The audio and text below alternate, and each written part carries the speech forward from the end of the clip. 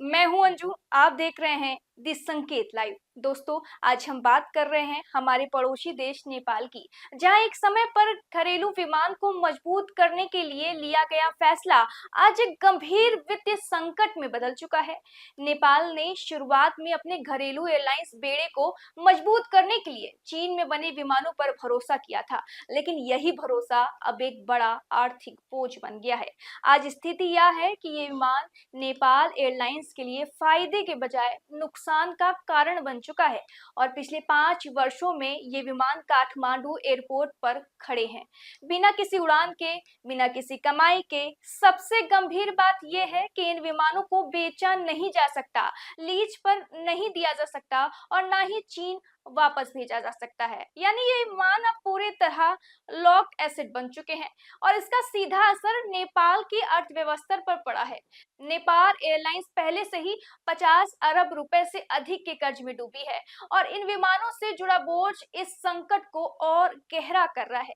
ब्याज की वजह से ही पिछले साल लगभग 68 करोड़ रुपए का अतिरिक्त बोझ बढ़ गया है और यह आंकड़ा लगातार बढ़ता जा रहा है। अब बात करें रोजमर्रा के खर्च की, तो इन विमानों के रखरखाव पर ही हर साल करीब 20 करोड़ रुपए खर्च हो रहे हैं। काठमांडू टाइम्स की रिपोर्ट के मुताबिक इन खर्चों में शामिल है बीमा, पार्किंग, इंजन मेंटेनेंस और तकनीकी सुधार। लेकिन समस्या यह है कि इन सब पर खर्च हो रहा पैसा कोई रिटर्न नहीं दे रहा है। ना तो इन विमानों से कोई उड़ान हो रही है, ना कोई कमाई और ना ही कोई उपयोग। दरअसल सितंबर 2022 में एयरलाइंस ने इन्हें लीज पर देने की कोशिश की थी।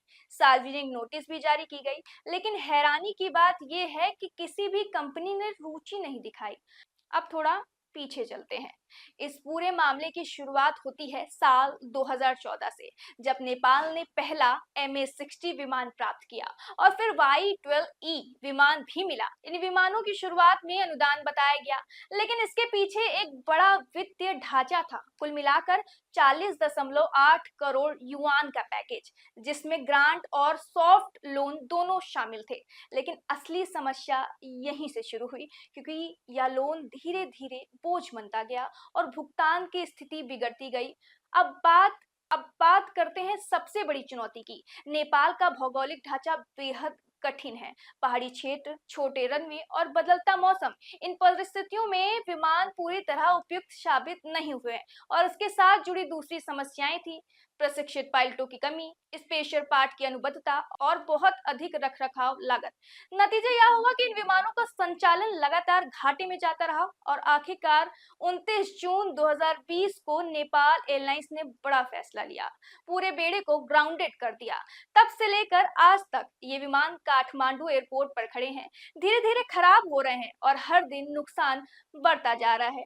दिलचस्प बात यह है कि लोन स्ट्रक्चर में नेपाल का वित्त मंत्रालय भी शामिल है, जो चीन को 1.5% ब्याज पर भुगतान करता है और एयरलाइंस 1.75% वसूलता है। यानी पूरा सिस्टम एक ऐसे चक्र में फंसा है जहां पैसा घूम रहा है, लेकिन फायदा कहीं पर भी नहीं पहुंच रहा।